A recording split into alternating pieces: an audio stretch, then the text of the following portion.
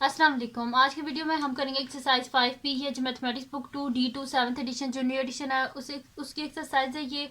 और इसका हम करेंगे जी क्वेश्चन नंबर 15 करेंगे आज की वीडियो में। इससे जो पिछले क्वेश्चंस हैं पहले करवा चुकी हूँ, उसका लिंक मैं डिस्क्रिप्शन में दे दूंगी। उनकी मैंने प्लेलिस्ट बना दी है, तो उसका लिंक डिस्क्रिप्शन में आप वहाँ से देख लीजिएगा। और अगर अभी तक आपने मेरा चैनल सब्सक्राइब नहीं किया तो उसको सब्सक्राइब कर दीजिए और बेल आइकन को लास्ट में प्रेस कर दीजिएगा ताकि आपको न्यू आने वाली वीडियोस के बारे में पता चल सके। और जो मेरा सेकंड चैनल है जिसके बीच में मेरी कुकिंग की और क्राफ्ट्स की और रिडल्स की वीडियोस हैं, उसका लिंक भी डिस्क्रिप्शन में, उसको भी सब्सक्राइब कर दीजिएगा। तो स्टार्ट करते हैं। क्वेश्चन नंबर 15 है हमारे पास कि the height h metres of a ball projected directly upward from the ground can be modeled by h is equals to 56t minus 7t square, where t is the time in seconds after it leaves the ground. First part है इसका, यानी कि इसमें कहना ये चाह रहे हैं कि एक बॉल है जिसको उन्होंने प्रोजेक्टाइल मोशन जो है उसके थ्रू जो है उन्होंने ऊपर जो है उसको फेंका है। प्रोजेक्टाइल मोशन क्या होता है, हमारे पास जो कर्व्ड मोशन होता है ऐसे करके, ऐसे इसको बोलते हैं जी प्रोजेक्टाइल मोशन।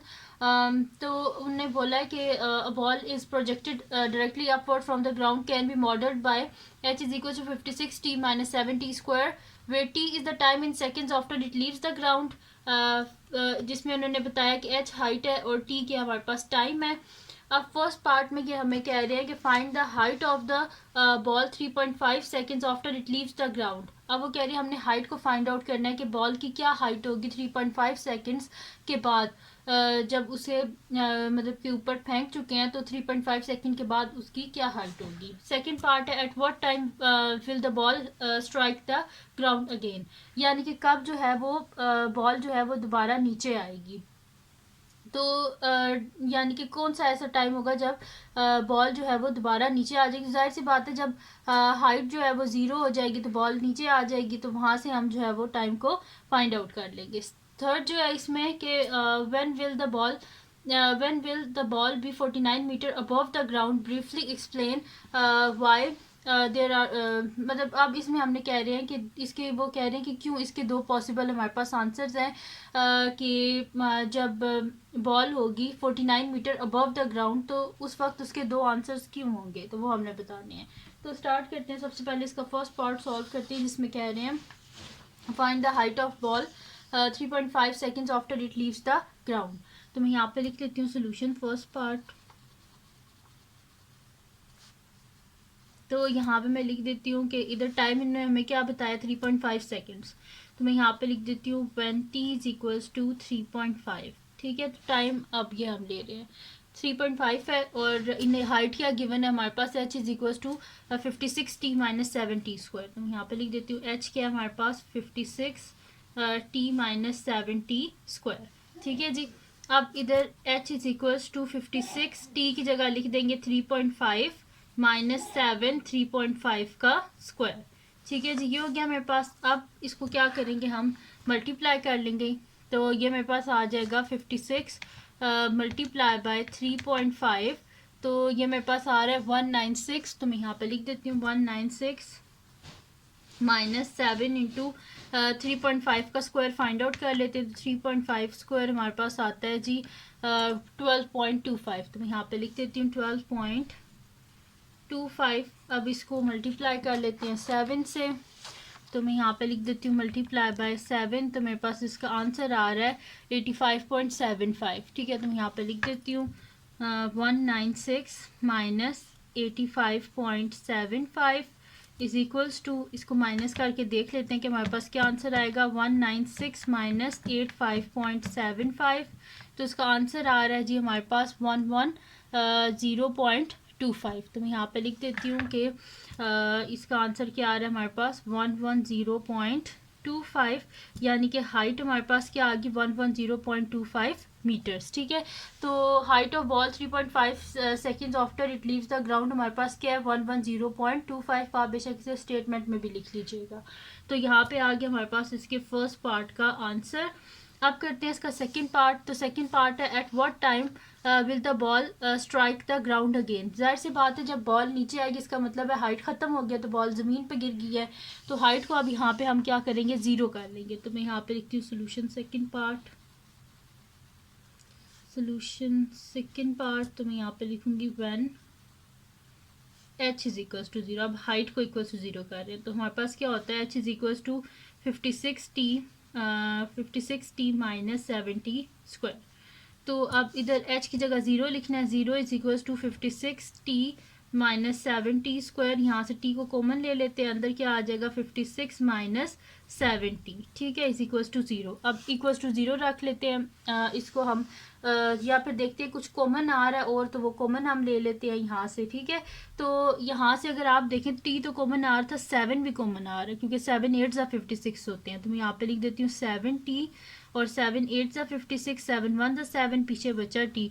आप बेशक यहाँ पे टी को पहले कॉमन ना लीजिएगा, यहीं पर 7 को भी साथ, 7t को कॉमन लेंगे तो सीधा 8 माइनस टी आ जाएगा, ठीक है। अब क्या करेंगे, हम इन दोनों को इक्वल्स टू ज़ीरो रखेंगे, 7t इक्वल्स टू ज़ीरो और 8 minus T is equals to zero, ठीक है, क्योंकि इक्वल्स टू ज़ीरो लिखा हुआ है ना। यहाँ से t क्या आ जाएगा, t is equals to zero divided by 7, t is equals to zero, और यहाँ से क्या आ जाएगा 8 इज इक्वल्स टू टी, यानी कि t का एक आंसर हमारे पास आ गया 0 और t का एक आंसर क्या आ गया हमारे पास 8 आ गया। तो यहाँ पे हम क्या लिखेंगे कि बॉल कब स्ट्राइक करेगी ग्राउंड को, आफ्टर 8 सेकेंड्स। तो मैं यहाँ पे लिख भी देती हूँ क्योंकि ये तो ज़ीरो है ना, यानी कि t इज इक्वल टू 8 होगा हमारे पास। तो मैं यहाँ पे लिखूँगी the ball will strike the ground again after 8 seconds, ठीक है, यानी कि 8 सेकेंड्स के बाद दोबारा वो ग्राउंड पे आएगी। तो अब कर लेते हैं इसका लास्ट पार्ट जो कि हमारे पास इसका थर्ड पार्ट है। थर्ड पार्ट लिखा हुआ है when will the ball be 49 metre above the ground, metres में, यानी कि ये हाइट है। तो कह रहे हैं कि वो कौन सा टाइम होगा जब 49 मीटर वो अबव होगी ग्राउंड से। तो यानी कि हाइट को अब हमने क्या लेना है, 49 लेना है, ठीक है। तो मैं यहाँ पे लिख देती हूँ सोल्यूशन थर्ड पार्ट, क्योंकि मीटर्स में हाइट होती है ना, अगर सेकेंड्स होते हैं यानी कि टाइम होता है, यहाँ पे मीटर्स है। तो यहाँ पे लिख देती हूँ सोल्यूशन थर्ड पार्ट, यानी कि हाइट हमें गिवन है, तो हाइट इज इक्वल्स टू क्या है 49। तो इक्वेशन क्या गिवन है हमारे पास कि h is equals to 56t minus 7t square, h की जगह लिख देते हैं 49 is equals to 56t minus 7t square, ठीक है। अब क्या करते हैं कि ये जो सारी वैल्यूज़ है ना इनको हम इस साइड पे ले आते हैं। तो ये मेरे पास हो जाएगा 49 minus 56t plus 7t square, और यहाँ पे क्या रह जाएगा 0 रह जाएगा, यानी कि बोथ साइड पे मैंने क्या किया minus 56t plus 7t square. तो यहाँ से ये दोनों कैंसिल आउट हो गए, 0 हो गया, और इस साइड पे minus 56t plus 7t square आ गया। इसको अरेंज करके लिख लेते हैं। यहाँ पे पहले लिख लेते हैं 7t स्क्वायर, पहले स्क्वायर वाली टर्म, फिर वेरिएबल वाली, फिर कॉन्स्टेंट टर्म, ठीक है जी। अब ये हो गया मेरे पास। अब यहाँ से हम क्या कर लेते हैं, इसका देखते हैं कुछ कॉमन आ रहा है तो पहले कॉमन ले लेते हैं। तो यहाँ से अगर आप देखें तो ये सारे जो मेरे पास हैं ये सारी वैल्यूज 7 के टेबल में आती हैं। तो 7 को कॉमन ले लेते हैं, अंदर क्या आ जाएगा टी स्क्वायर माइनस 7 8 ज़ा 56t प्लस 7 7 ज़ा 49 इज इक्वल्स टू 0। अब क्या कर देते हैं, बोथ साइड पे 7 से डिवाइड कर देते हैं, 7 और 7 cancel out, T square minus 8t plus 7 is equals to 0। अब हमारे पास क्या होता है 8 है यहाँ पे, और मल्टीप्लाई करने से हमारे पास क्या आना चाहिए 7t स्क्वायर। फर्स्ट और लास्ट टर्म को हम मल्टीप्लाई करते हैं ना, तो 7t स्क्वायर आना चाहिए, और ऐड या सब्ट्रैक्ट करने से हमारे पास माइनस 8t आना चाहिए। तो 7 1 द 7 होता है, और 7 प्लस 1 क्या होता है हमारे पास 8 होता है। तो इसी वजह से मैं यहाँ पे लिख दूंगी T square minus 7t minus T plus 7 is equal to 0। अब आप देखें तो minus minus plus 7t into T क्या हो जाएगा 7t स्क्वायर, और माइनस 7t और माइनस टी इन दोनों को ऐड करें तो क्या हो जाएगा माइनस 8t। अब फर्स्ट टू टर्म्स में से क्या कॉमन आ रहा है, टी कॉमन आ रहा है, अंदर क्या आ जाएगा t माइनस 7, यहाँ से क्या कॉमन आ रहा है माइनस 1। तो टी जिसमें कोई चीज़ कॉमन ना उसमें 1 ही कॉमन होता है फिर। तो यहाँ पे क्या आ जाएगा t minus 7 is equal to 0। अब एक दफ़ा इन दोनों टर्म्स को और एक दफ़ा इन दोनों टर्म्स को, तो ये मेरे पास आ जाएगा t माइनस 7 और t minus 1 is equals to 0। तो t के मेरे पास यहाँ पे क्या आ गया, दो आंसर्स आ गए मेरे पास। एक आ गया कि इनको अगर इक्वल्स टू मैं 0 रखूँ तो यहाँ पे मेरे पास आ जाएगा t minus 1 is equals to 0 और t minus 7 is equals to 0। t का एक आंसर आ जाएगा 1 और t का एक आंसर मेरे पास आ जाएगा 7।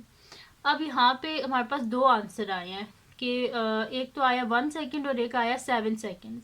तो अब यहाँ पे हम करेंगे कि एक टाइम जो है वो रेफर कर रहा है कि जब बॉल अपवर्ड जा रही थी, और जो दूसरा टाइम है वो उसे नीचे आने में जो टाइम लगा है वो है। तो मैं यहाँ पे लिख देती हूँ कि the ball will be 49 metre, the ball will be 49 meter above the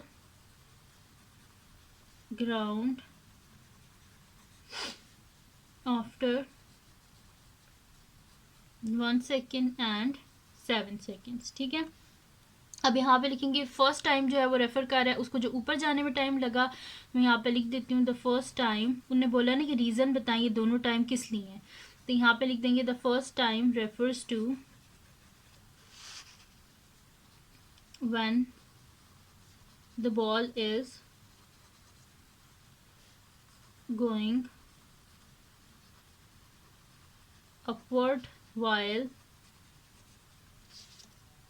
the second time refers to when the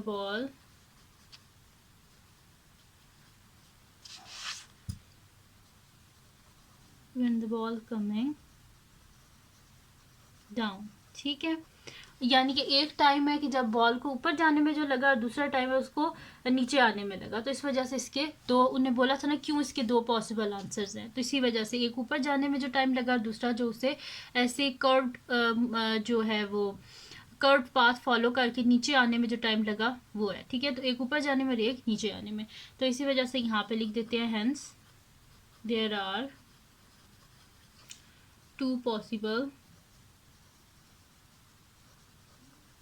answers.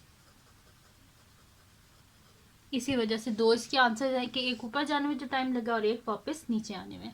ठीक है जी, तो यहाँ पे सॉल्व हो गया इस एक्सरसाइज का लास्ट क्वेश्चन, क्वेश्चन नंबर 15। तो अगर ये वीडियो आपके लिए हेल्पफुल है तो इसको लाइक कीजिएगा, मेरे चैनल को सब्सक्राइब कीजिएगा और बेल आइकन को लाजमी प्रेस कर दीजिएगा ताकि आपको न्यू आने वाली वीडियोस के बारे में पता चल सके। और जो मेरे सेकंड चैनल है जिसके बीच मेरी कुकिंग की, क्राफ्ट की और रिडल्स की वीडियोस हैं, उसका लिंक भी डिस्क्रिप्शन में, उसको भी सब्सक्राइब कर दीजिएगा। और जो मेरी बहन का चैनल है उसका लिंक भी डिस्क्रिप्शन में है, उसको भी सब्सक्राइब कर दीजिएगा। और अपनी दुआ में लाजमी याद रखिएगा। अल्लाह हाफिज़।